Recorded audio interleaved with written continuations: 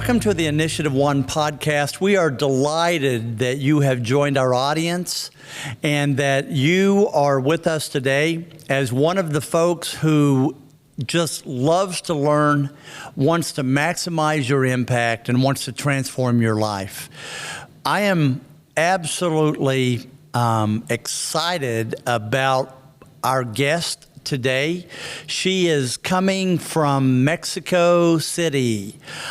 She is my dear friend. Now, I'm going to try to say this without butchering it, so here we go.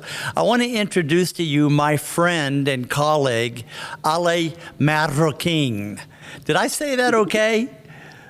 You said it fine. It's amazing. You said it fine. Well, from a hillbilly from West Virginia, I'm pretty impressed that I could even do that role thing, that Marroquín. And so you're a great teacher. Let me tell you a little bit about Ale. Ale has recently become a part of an international team of experts in leadership that has joined and partnered with InitiativeOne, taking the InitiativeOne leadership process to Spanish-speaking countries all over the world. You're going to see in just a few moments why we are so honored to have Ale become one of our partners. She has a strong background in leadership. She studied in Berkeley excuse me. She studied at Berkeley in leadership. She also has an extensive leadership background in Mexico. She came from the banking industry. And several years ago, she made a decision to take all of the learnings, both as a student and also as an executive in leadership, of what she would want to see different in the workplace. And today she is a very successful, highly respected executive coach in her company in Mexico City.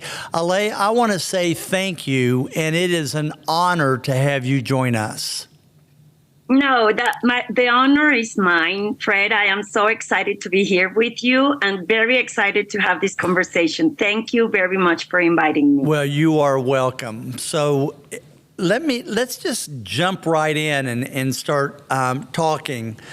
You know, you've had extensive investment in both Mexico and the United States, which are completely differing cultures, nationalities, languages, and so forth. Have you found that leadership is different? The basic tenets of leadership are the same, that we make too big of a deal out of our differences? How would you respond to that question? I don't think it's different. I really believe that the communication, the assertiveness, the way a leader should perform is the same in my country. A difference could be in the way we manage things, or culturally when you're going to do negotiations, or how people think. But the leadership tools, I believe, that are the same, and that's what's expected from leaders in Mexico. We are so close to the United States that there are many books and courses and universities that we use and then come back to Mexico and implement them. So it's not very different, Fred. Okay.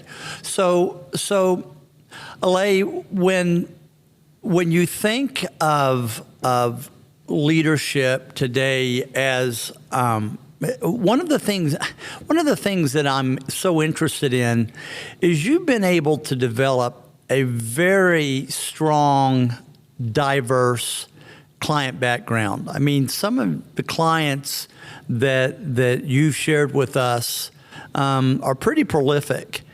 There's something in your approach that's able to gain high trust and to attract people to want to hear what you have to say. And I think it's central to leadership.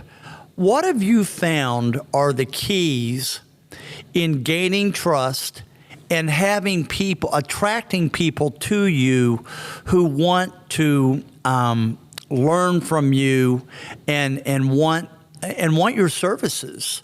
What have you found are those keys? I think it is, I decided to offer value. Like, I don't want to sell things or just gain clients. I like to share the value of what I can do with them. And also, I try to say not the what only, but the how.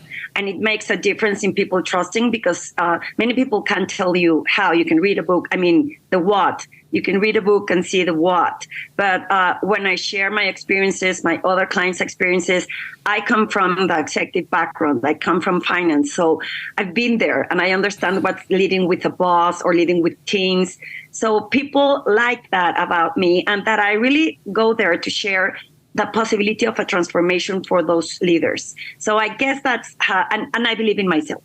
I believe a lot in myself, which is something that I did not many times in my professional life. So that makes a difference, right?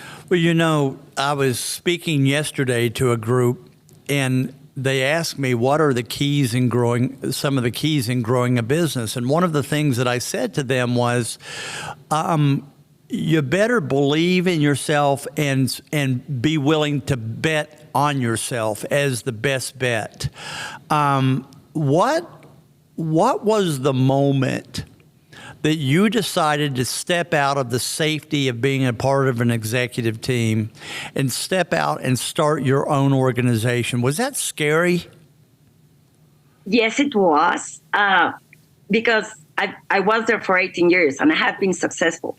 But I found that my values were not longer aligned with the values of the financial industry, and I was not happy. I was not flowing. I was a terrible person. I didn't like myself at that time because I complained about everything, and I really didn't like what was not in my hands to control. Like it was in 2008 where the finance world crashed, and it was so difficult.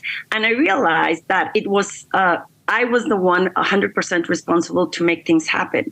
But I was no longer happy in that industry. So I stepped out and decided to share these tools with more people so that they could develop their leadership in a better way than I did at that part of my life. So what would you advise someone who's wanting to make a major change?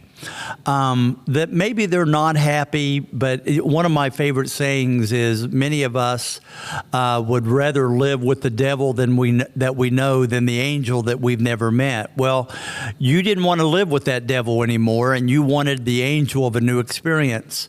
What were the key internal messages that you told, because you didn't make that decision overnight? I mean, you had a lot of conversations with yourself. What were some of those conversations that inspired you to make that leap that others in listening to you today would benefit in hearing? Well, I did prepare myself. I started studying and I saw the possibility that this could be a business that I could work. I didn't want to quit for all. I mean, I did want to keep working. So I started studying and I prepared and I started researching. I read all the books I needed to see if this was something I could do. If I didn't do it, it would be a very expensive hobby. So I thought, this is the time I have to quit. But I told myself, it's in my hands. If I don't have the solution here, if I cannot instead of complaining and I don't have a solution for it, then you have to leave. And it's a very difficult decision because people, like you said, stay with what they know instead of trying to find something that out there could be better, but they are afraid, or they think that it's too risky to try it. And I thought, if it doesn't work, I can always knock a door on the financial industry again and ask for my job back. So that's what I thought. I'm no longer happy. It was not that the industry was wrong. It was my values at that moment, at that present time, that were no longer aligned with what I was doing. So I reinvented the whole career that I did, but taking all the learnings from those 18 years towards my business. You know, you talk about such an important concept that we teach, that highly effective leaders, they make decisions based upon purpose. They make decisions based upon values, and they're not just words on a wall for them. They make courageous decisions. And we tell people, if your life is out of alignment with one of your values, you better have a hard conversation with yourself. Because if you're out of alignment with your values, you can't get to a point of being satisfied with yourself and with your life. What would you say to someone that's listening that they know they're outside of their values, they're scared to make the leap, they're terrified of failure, they're terrified of other people saying, if it doesn't turn out, well, I told you so. What would you say to those people who want to change their future and change their lives according to their values and their purpose? What would you say? You come to this life to be happy, Fred. If you're not happy with what you're doing, it's in your hands to be able to find out how to be happy. And I mean, to be motivated, to do whatever you want to feel that you can offer value. One of the things that I would tell those people is to really make an analysis of their values, their purpose. Some people don't have a purpose well written, so they don't know where they want to go. Once you turn that reflector to yourself and start looking inside and saying, this is the value I have, this is what I've done, I mean, the courage I can have. The worst thing that can happen is that if it doesn't work, try another thing. I would recommend not to go big, because that's investment in money, maybe in time, and it'll take a lot of time to implement it. Start small and start testing. And when you start testing, you realize that it's not as hard as your mind told you would be. Sometimes our mind plays tricks on us. So those little tiny steps can really be big, big steps in reality. Yes. If you try and see it's working, people like it. I started asking people, what would happen if I started teaching this to you? I would love it. And then I started implementing it in companies or people that trusted me. I started asking them, do you think that this would work for you? And then when I saw it would, I kept preparing myself. I studied a lot. I did prepare. I just didn't quit and then let's see what happens. It doesn't work that way. But then one day when I said, it's a very expensive hobby because I had studied and invested a lot in that situation, then I said, I'm ready to try. But I was not in a hurry, Fred. I decided to do this with no hurry. And that made me be more prepared and more aware of people that I needed to look for. Like I hired a coach. I didn't do this like just on my own. I hired people that knew how it worked so it would make the path easier for me. So be deliberate and make sure that you talk to people who are in the know and who can give you good advice. That I'm hearing that's part of that transition. Yes. So for me it was, and I would recommend it highly. So when you talk to your clients about the major lessons that you learned of what not to do if you want to have a highly effective team, what are some of those things that you talk to your clients about? What I start sharing is how we're not present. We're not in the present. We're either in the future or on past mistakes. And when we're in the present, we can realize what's on us to make things happen, to be very mindful of what we're doing. So when they hear that, they like the conception of having tools, being in the present and making things happen. Things flow better, Fred, when you realize that what's on your hands, it's today, not in the past, not in the future. And if you have all the tools needed for the different situations that you can encounter, then it makes it easier. But many people don't know how. They know that that's like the truth, but they don't know how. So that's when they keep doing the things they've done along the time or what they think they learned or their beliefs, because they don't know how. So when I go to clients, I tell them I can tell them how with tools. It's not because I say so or because it's a romantic thing. I tell them that there's theory that backs up that. And that makes it easier for them to understand. It's not that you have to change as a person, you change your behaviors. And when they realize they can change a behavior, then they're open to see, how can I change that behavior and can you help me? These kinds of things you cannot do them on your own. Even if you know, Fred, sometimes you need someone to guide you through that path. So that's where I appear for those people, for those leaders. You know, you share a very simple but profound concept. I tell people there are 3 days in your life that we all have that are pivotal. One is yesterday, but yesterday is gone forever, and we can't do a thing about it. Tomorrow, the second one is tomorrow.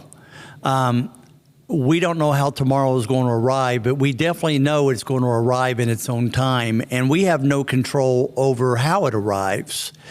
And the third is today. And today is the only one that we have control of.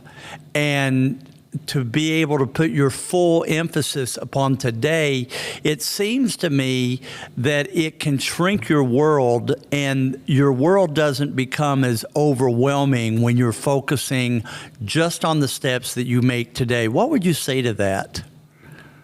I agree with you. It opens up the possibility of what we have today to make it happen. And then you start flowing in an easier way, and then you start achieving things, because then it opens up the bandwidth of what you can see. Instead of watching the past or looking for the future, your bandwidth opens up to your territory in the present. So you can see resources, people, possible solutions that you can do today, and what's on I insist, in your hands to do, not what you want to control on others or in the future or the situation or the world. And I think it's very magical, because when you realize that and start to see things happen, you can focus on being in the present most of the time, to grab the correct words, to grab to respond to your emotions, not to expect how to respond, but if you see them at that moment, you can. It's like this movie Matrix, where you stop everyone around you and you realize you can see where to go. You choose how to communicate, you choose how to respond to your emotions, and you choose how you open up your mind to expect, to learn, and see what else can come up. So it's really being conscious of yourself at all times and self-regulating your thoughts and your response. You're talking about emotional intelligence. Yes, it's a lot of mindfulness, emotional intelligence, and choosing the correct words, and teaching yourself that the words make impact others. That's how they influence when you really choose. But the first thing, Fred, that I said at the beginning, and I emphasize to everyone, is you have to keep repeating and believing in yourself. When you doubt yourself, none of this works. Because if you don't believe in yourself, why would others believe in you? So the first thing is to keep repeating you, because challenges and things and people will make you try to self-question you. And when you go back and say, this is what I've done, this is who I am, and I am here just to offer value, it makes a lot of difference. You know, there's so much of what you say that you and I are so aligned. People ask me all the time, they'll say, you know, I know that I have to overcome my self-doubt, and I know that I often tell myself that I'm enough. How do you, Fred, how do you make this shift, and how do you raise your self-belief to the fact that you now have healthy belief in yourself? And they're looking for some magic pill, and I tell them it's basically the reverse of how you came to believe that you were not enough in the first place, that you kept hearing messages and receiving messages and believing in messages over and over and over from people who maybe didn't have your best interests in mind, who told you what you can't be, shouldn't be, will never be. And none of us came out of the womb believing that we weren't enough. But we allowed people through repetitive messages to convince ourselves that we weren't. Well, to change that, I'm hearing you say, it's the same process, only we're saying again and again, I am enough. I'm not a mistake. I can do this, and that I'm worthwhile, and that if you continue to repeat that and repeat that and repeat that, that reverses a lot of the damage of those negative messaging. How would you respond to that? I tend to tell people that I no longer know anything. I just know that I don't know anything. And I believe in myself and the possibility of keeping going and keep on a process of learning, Fred.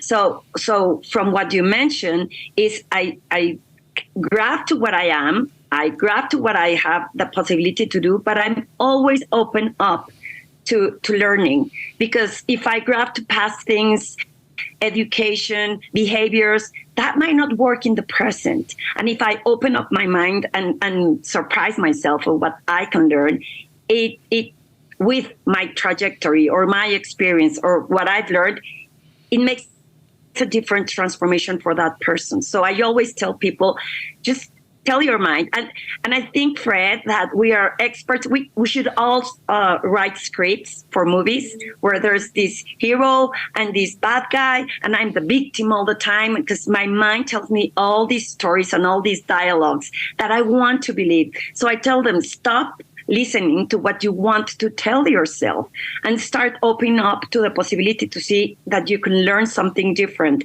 not grabbing to what you think you know. So you can change your narrative about yourself. Yes. Yes, you can if you want to. And if you can if you choose to change your narrative about yourself, it's a game changer. Yes, because you realize that I always say that if you write or if you tell something, the story, it sounds different as what you told you in your mind. But we don't talk about it. We don't tell people. We just make these stories, and then it sounds great in your mind. But then it might not be the reality. So you can change the narrative, trying to be curious and learning from that. I don't say that we're always making up stories that are not true. But maybe some are exaggerated. So you can change the narrative if you're aware of it, and if you're willing to make a change. You know, we have a teammate who's taught the rest of us the value of spending 3 to 5 minutes every day journaling, just writing down in one paragraph or so, not long, but what have you been thinking about? And just writing it down, and you look at it and you see it on the page, it is amazing of how it begins to settle you and begins to help you confront those narratives that we all have that dance in our minds that we're given way too much power. Definitely. And if you realize sometimes it doesn't mean you're not going to make a mistake or you're not going to do things that you did in the past again, but it helps you to understand or to learn from those past mistakes when you write it and when you say, okay, this is not truth, but it helps. There's studies, Fred, that the brain works better. You can mold the brain by writing or by telling it to other people. So just getting it out from under the table, on top of the table, like what we talked about, is a way to diminish the power of those negative narratives that keep us back from our potential.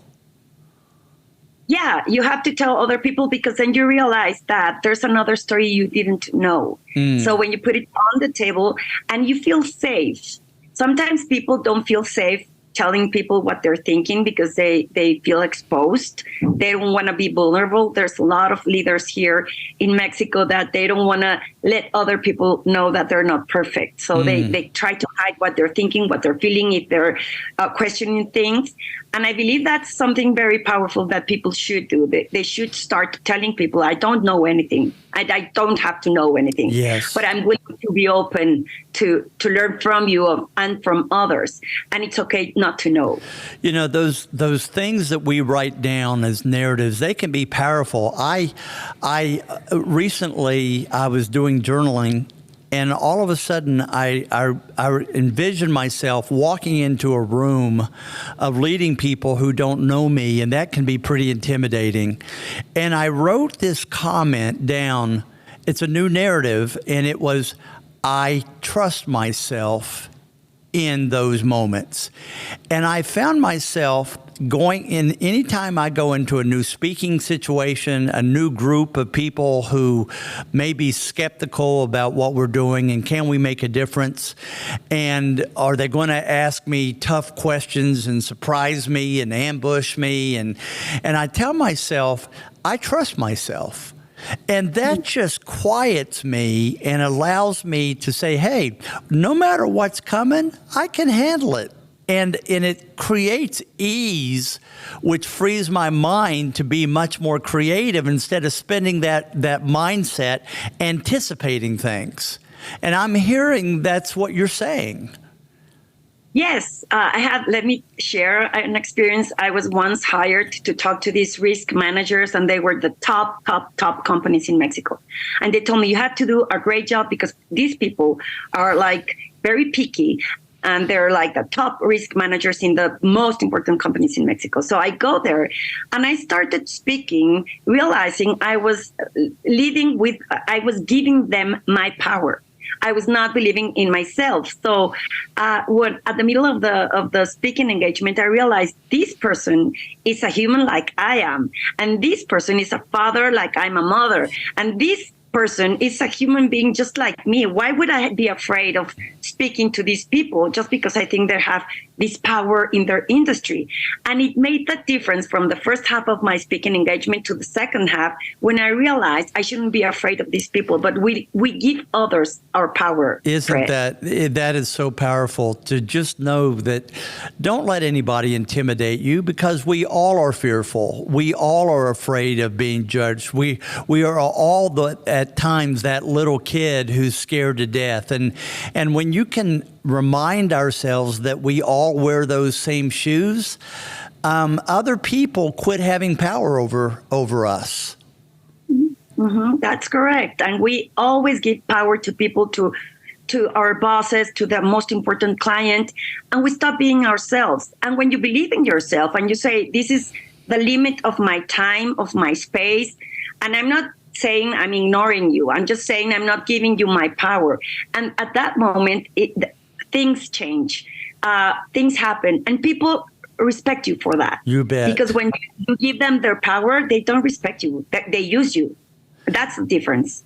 That's powerful. Let me ask you this, Ale, as we begin to wind it down, as a strong leader who is a woman. Notice I didn't say woman leader, a strong woman who is a leader.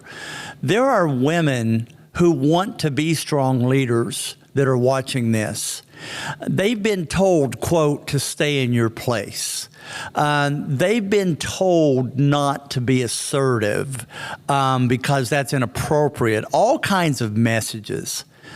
What are some things that you would say as learnings in your journey as a successful coach, as a successful business lady, as a mentor and highly respected person in your country?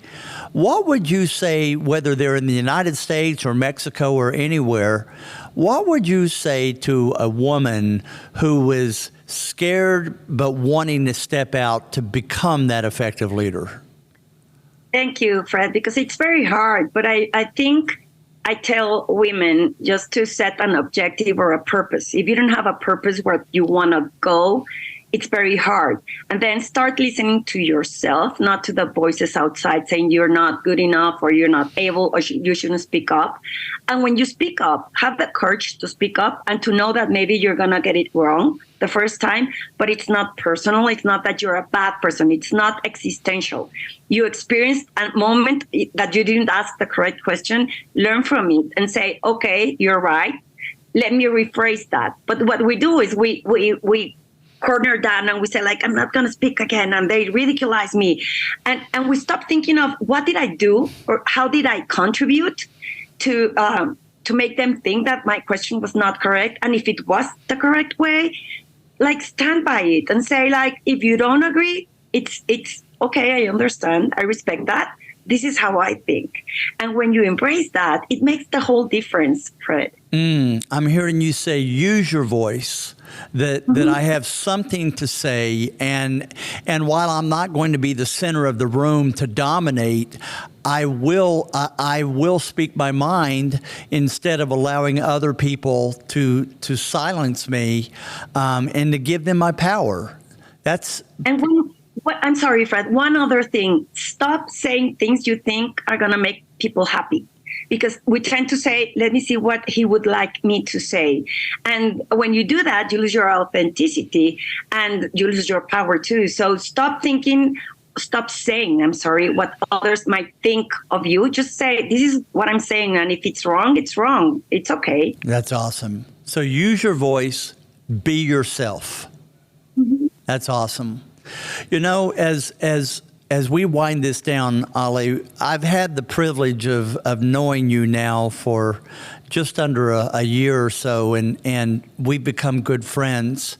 And you knew so much about leadership, and yet when a new source of wisdom comes into your life, it can be impactful. How has the relationship that we've built together with InitiativeOne, how has that impacted you in a leader, and where are you going in that partnership with InitiativeOne? Well, nothing is like discovered today. What I learned from InitiativeOne and from you especially is that the way that you bundled many tools and the way that this methodology makes an impact in people excites me to see the possibility of making or having other leaders, other people being transformed, to find a better place where you can work, to have trust in your workplace. So I'm very excited to share this with more people. When I encounter companies, they say there's no trust, they work in silos, people are not aligned. And when I see InitiativeOne, it opens up the possibility of this transformation, and also to make them know that this will make them have better results in less time. So I'm very excited about this partnership. I'm very excited to make this happen. I want to see all these companies in Mexico try it and be able to know that there's a possibility to have better teams, and that makes them sustainable in time. It's going to make things work in time easier. I love your passion. I love your enthusiasm. I love your courage, and I love your strength. And Ale Marroquín, it's just been a pleasure to spend time with you. And clearly anybody who's watching this sees the charisma and feels your charisma that just leaps off the screen. And I appreciate you, and I appreciate you spending time with us and sharing with our audience of the wisdom that you've gained. No, thank you, Fred. It was a very nice moment that we can share these insights, and being the privilege of being with you, which I have. You're a person that I admire so much, and I have so much to learn from you. So I feel honored to be here and to sharing these things for many people, of course, to impact more people. That's my wish. Well, we're going to do it together. I want you to have a good day. For those of you who are watching this podcast, if you've appreciated this and you want to hear more, hit that subscribe button and share it with other people. Also, we have a monthly think tank that's complimentary that we offer to people all over the world that you can register for. It's once a month on Fridays. That you can go to our website, InitiativeOne, O-N-E, initiative, spell out one, InitiativeOne.com, and just register for our think tank. And if you register for it, we'll also later send you a copy of that think tank so that you can watch it again or share it with other people. And so it's great to have all of you. Again, I want to say to Ale, what a treat to have you. And thank you for teaching me how to say your name, Ale Marroquín. I'm pretty impressed with myself to be able to do that. I am impressed too. Believe me, not many people in the US can pronounce my name correctly because of the R's. So you can show off with people and say Ferrocarril and Marroquín and then show off about the R's. Thank you, Fred, for this delightful conversation. Thank you, Ale. Take care. Bye. Bye-bye.